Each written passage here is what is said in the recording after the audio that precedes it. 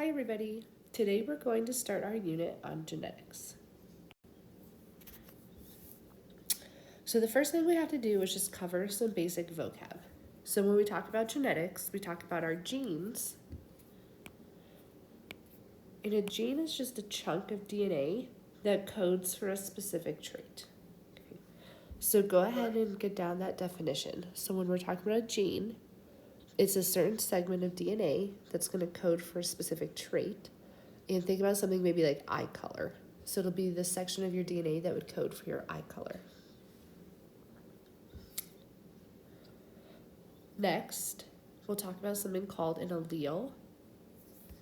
An allele is a specific form of a gene.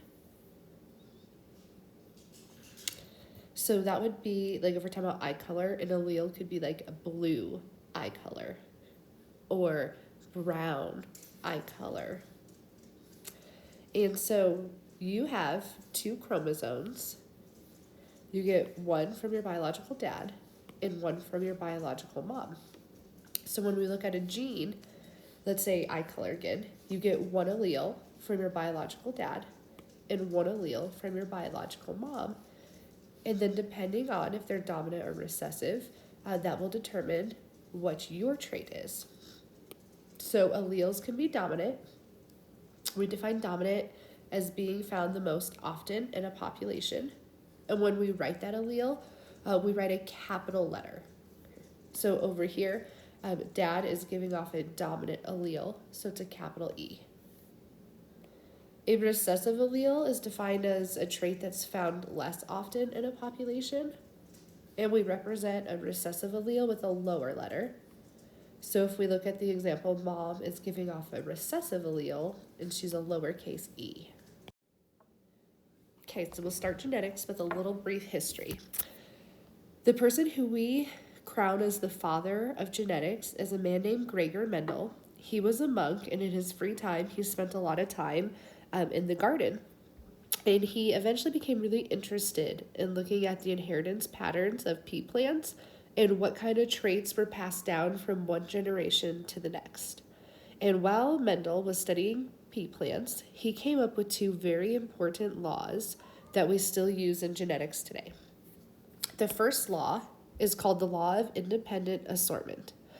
And that just means that the inheritance of one trait has no effect on the inheritance of another trait. So when Mendel studied pea plants, he found that plants could be tall and their flower color had nothing to do with height. So you could have tall plants, but they didn't always have to have purple flowers. So an example with humans, we could say is like hair color and eye color. So you could inherit blonde hair and it would not be related to your eye color, like blue eyes. So those would be independent. They don't automatically come together. Next is the law of segregation. So the law of segregation is just during meiosis, alleles are randomly separated into reproductive cells. So if you think back to last unit when we learned about meiosis, those chromosomes split for the second time, and then each haploid chromosome went to each cell, and that is random.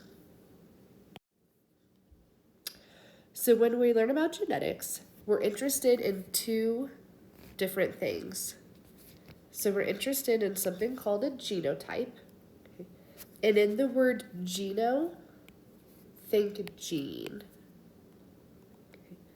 So genotype is your combination of genes. So it's what your genes are.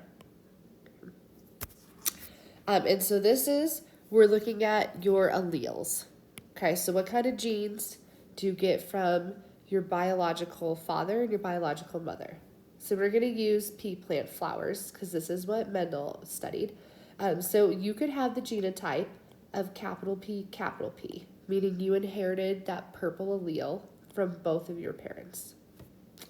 You could have the genotype capital P, lowercase p, meaning you got a purple flower from one parent and a white flower from another parent. And then finally, you could have a genotype of little p. Okay, so you inherited a white flower from one parent and a white flower from another parent.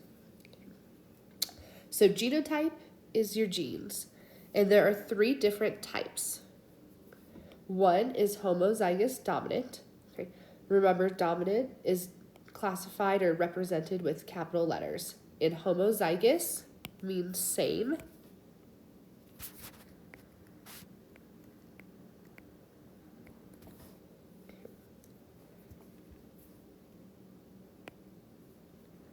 In dominant, think capital letter.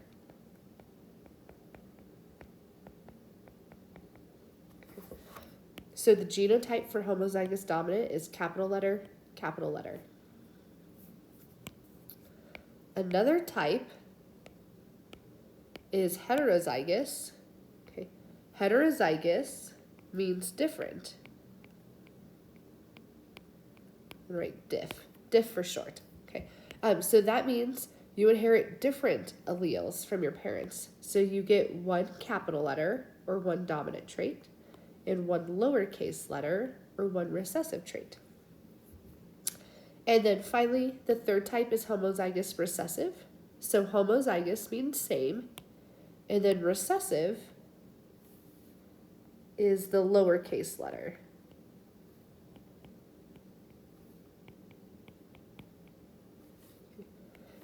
So both of the alleles you inherit from a parent is the lowercase letter. Okay, so lowercase, lowercase.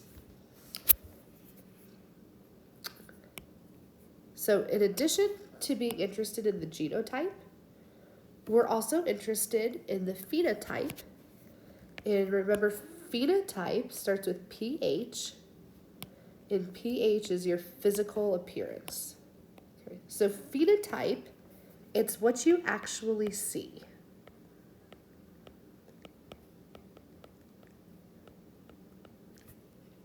So if we're using Mendel's pea plant example, the different combinations of alleles is going to determine the physical appearance, what you actually see. So if we go back to the example, a homozygous dominant parent has a genotype of capital P, and P is standing for purple flower. So since they have the dominant letter, the phenotype, or what you see, is going to be purple. A heterozygous plant has a capital P and a lowercase p. As long as you have one dominant allele, then you'll see the dominant trait. So as long as there's one capital P, the flower will be purple. And then finally, a homozygous recessive genotype is little p, little p. Little p is representing the recessive color, which is white. And so since they're both recessive, this flower will appear white. Now, one thing I want you to notice is when we write genotypes, we use the same letter. So we don't do P for purple and W for white, okay? It's capital P for the dominant trait, and then the lowercase of the same letter, like lowercase p, represents the recessive trait. All right, just a little bit more about homozygous and heterozygous. So homozygous is something we call purebred, because both alleles are the same. Okay, so homozygous dominant, they're both capital B's. Homozygous recessive, they're just both lowercase b's. So if you ever read something that says purebred, it's telling you it's homozygous. And then if you see the word heterozygous, heterozygous can also be called hybrid, and heterozygous is going to have different alleles. So like one capital, one lowercase. And then for a heterozygous genotype, the phenotype is always going to be the dominant trait because you have that one dominant allele. Here's another example. Okay, so let's say we're looking at eye color. So brown is dominant over blue. So capital B represents brown. Lowercase b represents blue. So someone, if they have a homozygous dominant genotype, they're capital B, and their phenotype will be brown. A heterozygous genotype is capital B, lowercase b, and since they have at least one dominant allele, their eye color will be brown. And then finally, someone who's homozygous recessive will be little b, and then they will get the recessive trait and they would have blue eyes.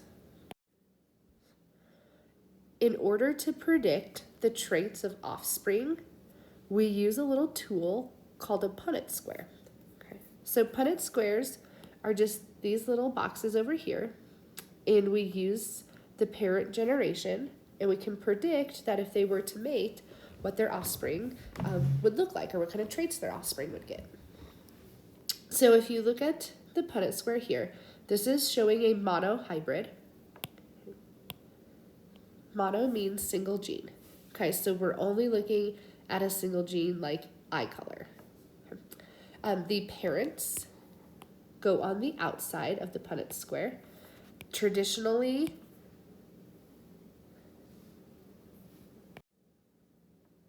the male goes on the top, so this is where like biological dad goes, and the female goes on the side.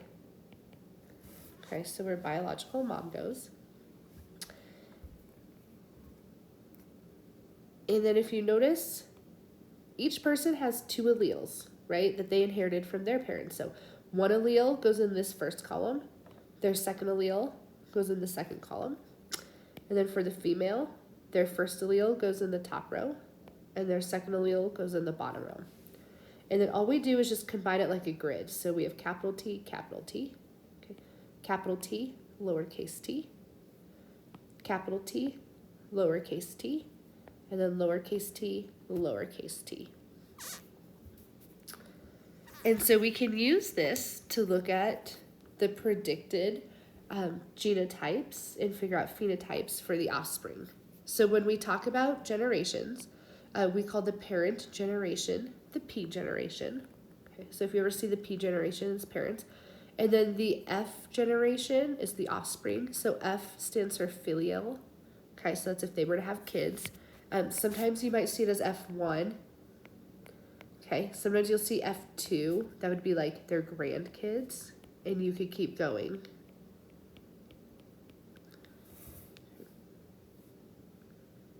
So then if we look at the Punnett square, we can look at their different genotypes, and then we can figure out phenotype. So on the next slide, we'll look at an example of a Punnett square and what the genotype and phenotype are. Okay, so here's an example of a Punnett square. This one is still following along with Mendel's pea plants. I'm just going to write a key up here. So capital Y is going to equal a yellow pea plant, or like yellow peas. Lower Y is going to equal green. So we can see here, Mendel took a heterozygous parent, okay, and a heterozygous parent, and he crossed them. So when we fill in the boxes, we get capital Y, then we get capital Y, lowercase y, capital Y, lowercase y, and then lowercase y. So when we write the genotypic ratio, we follow this order. Okay?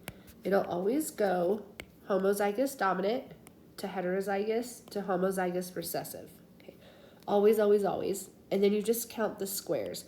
So there's one square that's homozygous dominant. That's where this comes from. There are two squares that are heterozygous. Okay, so that's where this 2 comes from. And then there's one square that's homozygous recessive. So the genotypic ratio is a 1 to 2 to 1 ratio. Then we look at the phenotypic ratio. Phenotypic ratio is what we see.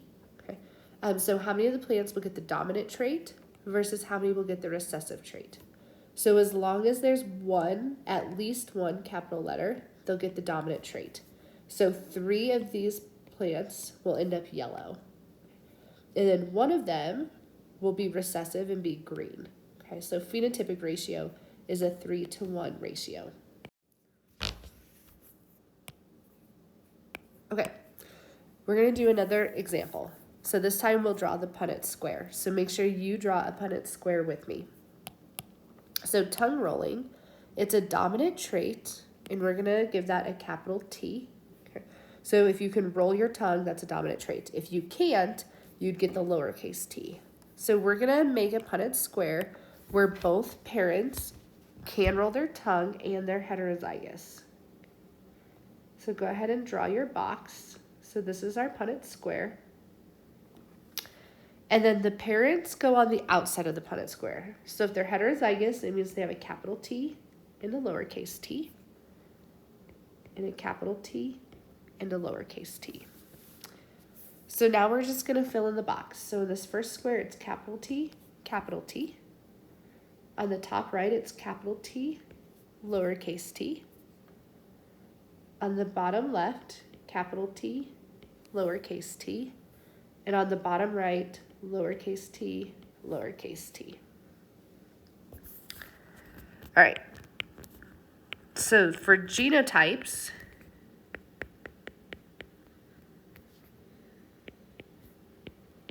we're going to write that ratio. Okay. And we're going to go homozygous dominant to heterozygous to homozygous recessive.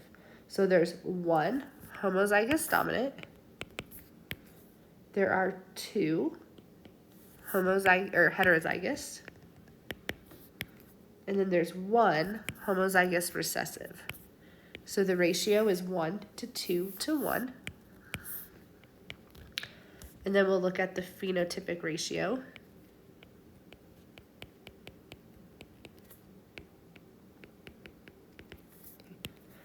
So as long as you have at least 1 capital T, your offspring inherit the trait. So 3 out of 4 boxes will have the trait where they can roll the tongue. And then just 1 box has the 2 little t's, so then they won't be able to roll their tongue. Okay. So the phenotypic ratio is 3 to 1. All right, here's another example. We're looking at guinea pig hair. The dominant trait is long, so like long hair is capital L. The recessive trait is short, and it gets a lowercase l. So this time, we're going to cross a homozygous dominant and a homozygous recessive guinea pig. And if your scenario doesn't tell you which one is the mom or dad guinea pig, it doesn't matter where you put it in the Punnett square. So the first one's homozygous dominant. So homozygous means the same, and dominant means capital letters. So capital L, capital L. And then the other parent is homozygous recessive. So the same letters, this time lowercase. So lowercase l, lowercase l. And then we'll just fill in the boxes. So we have capital L, lowercase l, capital L, lowercase l, capital, lowercase, capital, lowercase. So when we look at the genotypic ratio,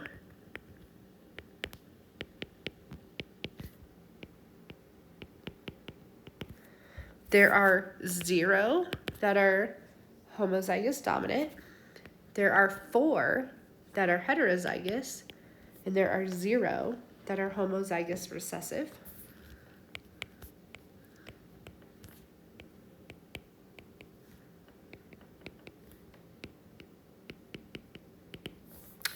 And then when we look at the phenotypic ratio, all 4 of the offspring get the capital L, so they'll always have long fur. So 4 of them will get the dominant trait, 0 will get the recessive trait. So that means if these 2 guinea pigs actually made baby guinea pigs, all of their offspring would have long hair. All right, and then finally, since I haven't been here today, go ahead and click the Amoeba Sisters video just for some reinforcement of genetics and also just filling in gaps that I may have not been able to fill in for you today. So you aren't going to be able to click the link from this video, but if you access the slides on our Google Classroom page, you can access the video that way.